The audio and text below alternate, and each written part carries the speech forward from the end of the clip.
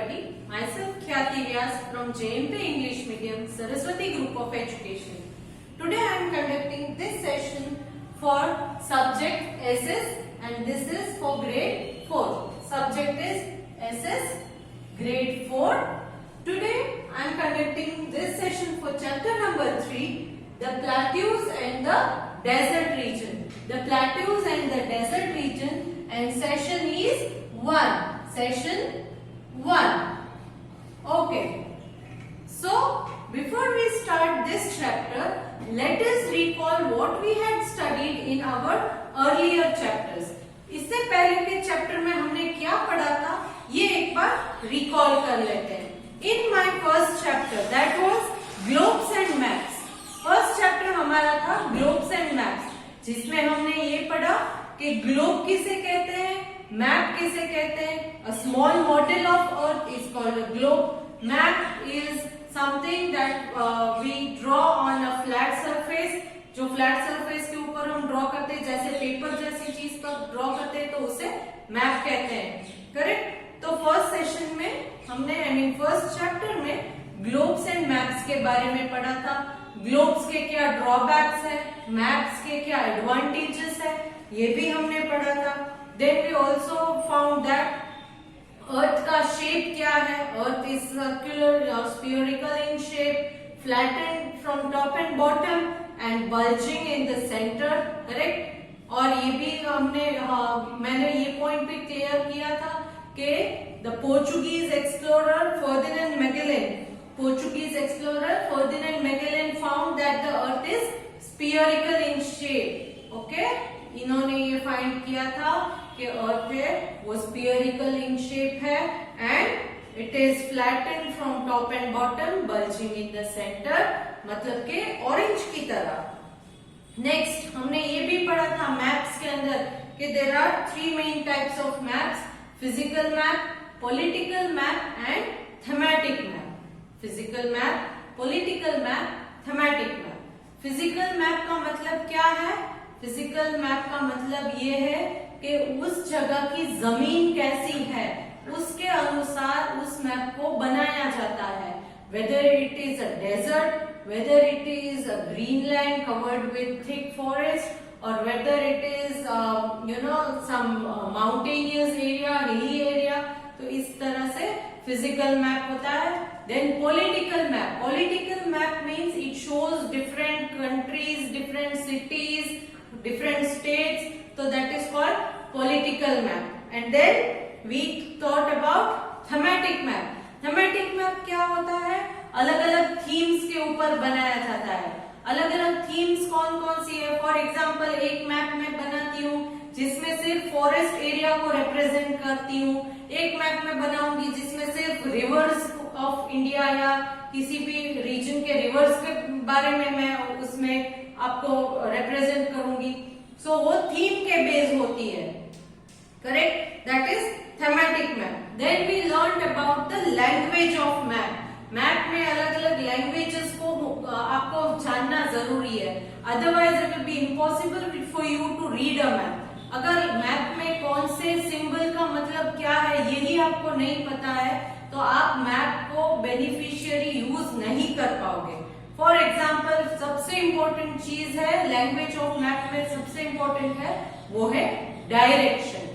Direction means हम जिस दिशा में जाना चाहते हैं उसे डायरेक्शन कहते हैं. Means north, east, west, south. There are 4 main directions. North, 4 main directions: north, east, then south and here west. So ये 4 main directions है. और 4 सब डायरेक्शंस के बारे में भी मैंने आपसे बताया था.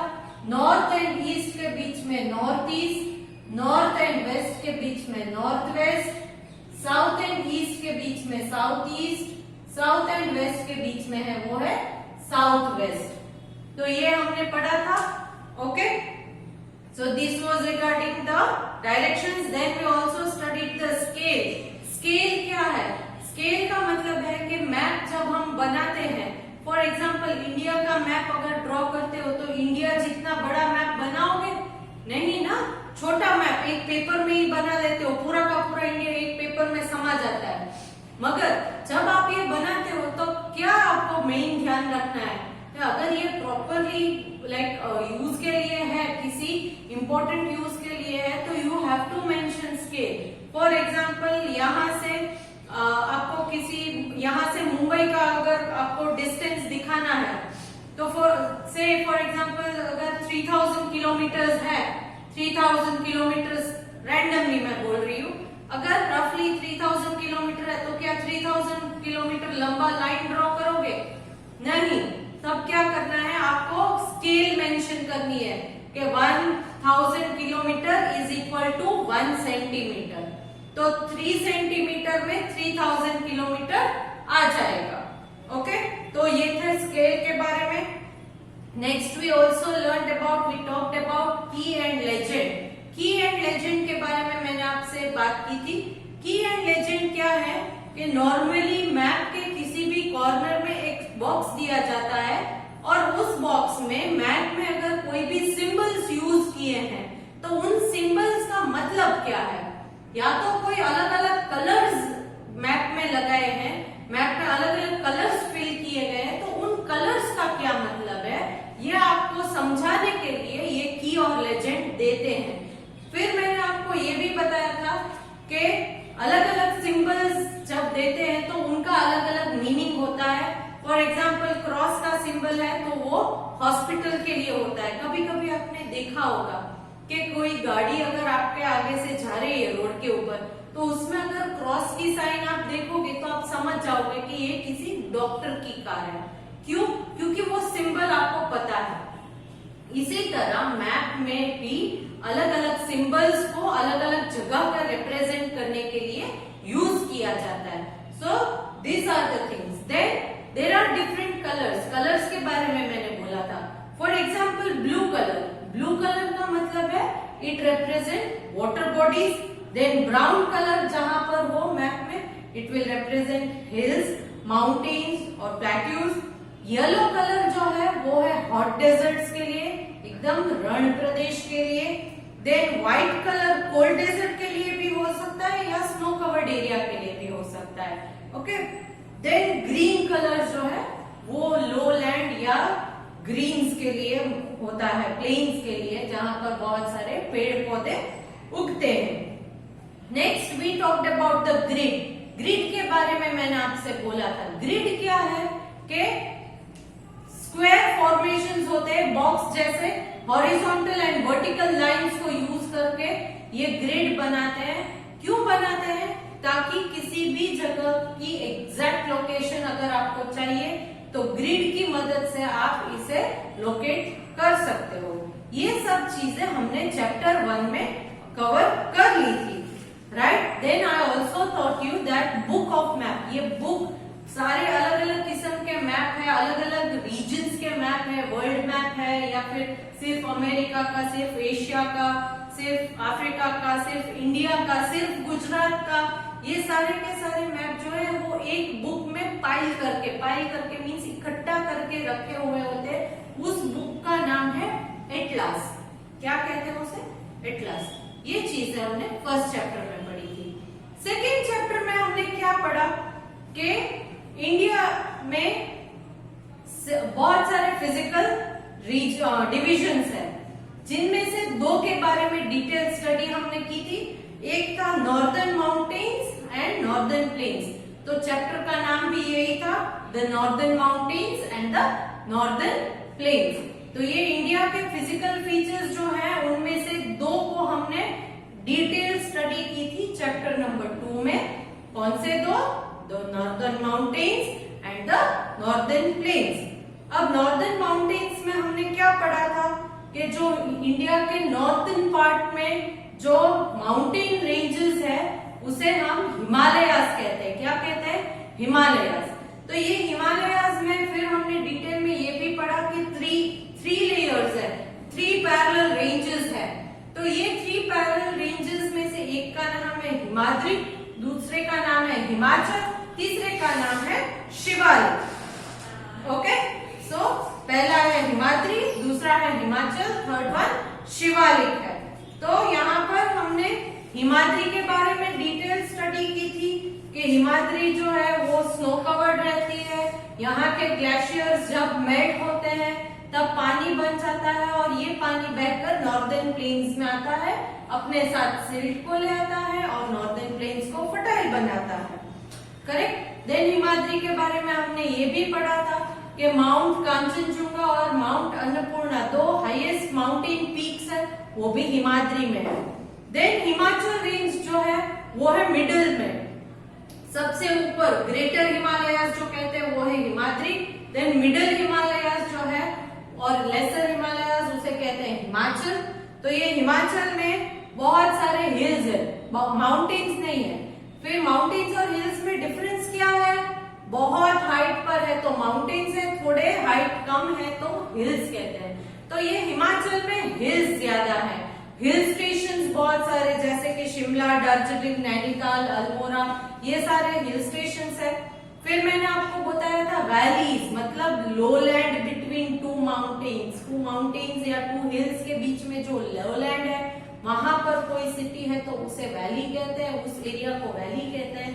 यहाँ के जो वैलीज के छोटे छोटे गांव है बहुत ब्यूटीफुल है, वो हमने पढ़ा था कश्मीर, कुल्लू एंड कांगड़ा। फिर यहाँ का रोहतांग पास बहुत ही ज्यादा जरूरी है। Then we talked about the Shivalik range, it is the lower most और the lower range of Himalayas is called the Shivalik range. Shivalik range के बारे में हमने ये इंपॉर्टेंट चीज पढ़ी थी कि यहाँ पर टेरेस फार्मिंग की जाती है। ओके। फिर मैंने ये भी बताया था कि इस माउंटेन्स के जो सबसे नीचे के हिस्से होते हैं, मतलब माउंटेन जो है ये माउंटेन है तो यहाँ माउंटेन का जो सबसे नीचे वाला हिस्सा होता है फुट हिल्स। करेक्ट। आप खड़े हो तो आपके फुट कहाँ होते हैं? एकदम नीचे। तो ये माउंटेन का जो फुट हिल है जहां से माउंटेन स्टार्ट होता है उसे उसका फुट हिल कहते हैं। उस फुट हिल को तराई कहते हैं। क्या कहते हैं?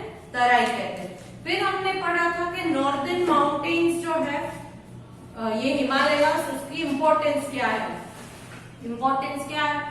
First thing, it is natural boundary for India from the foreign countries. Then second thing, it will stop the cold winds from the north to enter India. Third point, it will not allow the rain-bearing winds to leave India. Next, it provides heavy rainfall because it will stop the rain-bearing winds. It provides timber, medicine, resin, and it also provides honey.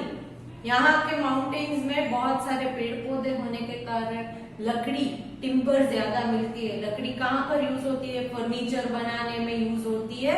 Correct. सो आपके school में benches है, desk है, chair, table, घर पे भी bed होगा, cupboard होगा, ये सारी की सारी वुड से बनी, टिम्बर से बनी चीजें हैं। देन मेडिसिन, अलग अलग दवाई के लिए भी यूज किए जाते हैं प्लांट्स को। देन रेजिन, मैंने आपको ये भी बताया था कि आपके वुडन फर्नीचर को ऊपर से शाइन देने के लिए वार्निश करके एक सब्सटेंस को घिसा जाता है, अप्लाई किया जाता है। ये वार्निश जो है वो रेजिन से बनता है। It is a sticky substance. Okay. Then I talk that it also provides honey, क्योंकि फॉरेस्ट एरिया है तो हनी बीज भी बहुत सारे होंगे, मधुमक्खी, और इसमें से हनी मिलता है। Okay, and it is a home for many wild animals. Variety of wild animals are found here. Then I talked about the northern plains. Northern plains में मैंने ये बोला था perennial rivers जो ऊपर हिमालय से आइस मेल्ट होके नीचे आता है, रिवर बन जाता है, तो वो पूरे साल कंटिन्यूअसली पानी फ्लो होते ही रहता है। तो जिस रिवर में throughout the year there is water, these rivers are called perennial rivers. Then I talked about three important basins, that is the Ganga basin, the Brahmaputra basin and the Satluj basin. इसके बारे में भी हमने बात की थी। फिर हमने संगम के बारे में बात की थी। संगम मतलब क्या है? Where two rivers come and join. दो अलग अलग रिवर एक साथ ज्वाइन होती है, उस पार्ट को, उस रीजन को संगम कहते हैं। जहां पर मैंने ये बताया था कि कुंभ मेला बहुत फेमस है। Once in every 12 years ये कुंभ मेला लगता है and thousands of pilgrims come there. Okay. Then I talked about Brahmaputra basin. Brahmaputra basin है, तो यहाँ पर मैंने आपको बताया था ब्रह्मपुत्र रिवर का बर्थ होता है तिब्बत में, फिर वो अरुणाचल प्रदेश से इंडिया में एंटर करती है और then it flows to the bay of Bengal. Then I talked about Sutlej basin. Sutlej basin के बारे में मैंने आपसे बात की थी। जो सतलेज नदी है उसका दो इंपॉर्टेंस है। एक है भाखरा नंगल डैम। ये भाखरा नंगल डैम जो है वो एक्चुअली इलेक्ट्रिसिटी जनरेट करने के लिए एंड वाटर फॉर इरिगेशन यानी खेती के लिए, पानी सप्लाई के लिए ये भाखरा नंगल डैम का यूज किया जाता है। Then I talked about Indira Gandhi canal. Indira Gandhi canal का बारे में मैंने आपसे बात की थी। तो ये इंदिरा गांधी कैनाल मैंने आपको बोला था कि राजस्थान में जहां पर पानी नहीं है वहां पानी सप्लाई करने के लिए ये इंदिरा गांधी कैनाल सतलेज रिवर के क्रॉस बांधी गई है, ताकि उसमें से जो पानी है सतलेज रिवर का वो राजस्थान तक पहुंचाया जाए। Okay, then now we have already reached the chapter number 3। ये और दो फिजिकल फीचर्स है इंडिया के। पहले के दो थे the northern mountains and the northern plains. In chapter 3 we are studying other two physical features, that is the plateaus and the desert region. India में जो प्लेट्यूज है और डेजर्ट रीजन है, इन दो पॉइंट्स को हम डिटेल में स्टडी करेंगे। पहले दो पढ़े थे चैप्टर 2 में, चैप्टर 3 में again 2। So starting with the plateau. Plateaus से हम स्टार्ट करते हैं। प्लेट्यू क्या है? A plateau is an area of flat land which is higher than the land around it। मतलब क्या हुआ कि जो लैंड है नॉर्मल लैंड उससे थोड़ी हाई जाके फिर से फ्लैट लैंड है, तो इस ऊपर वाले हिस्से को प्लेट्यू कहते हैं। नॉर्मल लैंड जो है उससे थोड़ा हाई जाता है, फिर वहां ऊपर जाने के बाद फिर से फ्लैट हो जाता है, तो इसे प्लेट्यू कहते हैं। A plateau is an area of a flat land which is higher than the land around it। उसके आजू बाजू की लैंड से थोड़ा हाई है, मगर ऊपर हाइट पर जाने के बाद फिर से फ्लैट लैंड ही होता है, तो इसे प्लेट्यू कहते हैं। I hope you are clear about it. Now it is also called a table land. Plateau को टेबल लैंड भी कहा जाता है। क्या कहते हैं प्लेट्यू को? Table land. Table land. A plateau region of India extends from the south of the northern plains to the southern tip of India। ये जो plateau region है वो south of the northern plains, northern plains जहां पर खत्म होता है, आप यहाँ पर देख सकते हो ऊपर, यहाँ मैंने साइड में आपके साथ मैप शेयर किया है, तो उसमें आप देखोगे जो ग्रीन कलर का दिख रहा है ऊपर नॉर्थ में वो है नॉर्दर्न प्लेन्स। उससे नीचे जैसा आओगे तो आपको येलो कलर का जो पार्ट दिख रहा है वो है प्लेट्यू रीजन। सो नॉर्दर्न प्लेन्स से साउथ में जैसे ही आओगे तो आपको ये प्लेट्यू रीजन स्टार्ट होगा, और वो कहां तक आएगा? वो कहां तक आएगा? To the southern tip of India. नीचे देखो सदर्न टिप, इंडिया के नीचे, एकदम नीचे साउथ में जहां वो येलो कलर का खत्म होता है वहां तक। सो नॉर्दर्न प्लेन्स की नीचे साउथ में से स्टार्ट होता है, और इंडिया के सबसे नीचे वाला हिस्सा जो सदर्न टिप है यहां तक ये एक्सटेंड होता है plateau region. There are several hill ranges in the plateau region. जैसे माउंटेन रेंज मैंने आपको बोला था कि रो ऑफ माउंटेन, बहुत सारे माउंटेन्स एक ही लाइन में है तो उसे माउंटेन रेंज कहते हैं। तो यहाँ प्लेट्यू रीजन में हिल्स के रेंज है, several hill ranges. Hill ranges मतलब माउंटेन जितने ऊंचे नहीं होते हैं बट वो माउंटेन से थोड़े हाइट कम होते हैं तो हिल्स कहते हैं। तो यहाँ पर बहुत सारे हिल रेंजेस है प्लेट्यू रीजन में। इंडिया के प्लेट्यू रीजन में बहुत सारे हिल रेंजेस है। For which are they? Aravalli range in the north west. North west मतलब इस तरफ, नॉर्थ वेस्ट में है अरावली रेंज। कौन सा range? Aravalli. Repeat, Aravalli. Aravalli range in the north west. Then Rajmahal hills. Rajmahal hills कहां पर है? North east.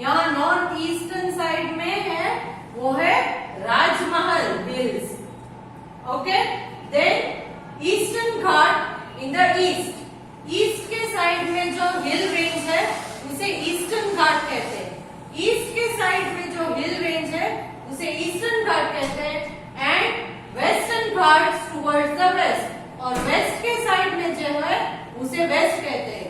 ईस्टर्न घाट और वेस्टर्न घाट इंडिया में नीचे ईस्ट और वेस्ट से नीचे की तरफ बढ़ते रहते हैं। These are hill ranges. So north east, north west, then eastern Ghat and western Ghat. ये सारे के सारे hill ranges है। ये सारे के सारे hill ranges है। Let me repeat. Several hill ranges of the plateau region are Aravalli range, which is in the northwest. This side, Rajmahal Hills. This side in the northeast, Eastern Ghats from east and Western Ghats from the west. So these are the hill ranges.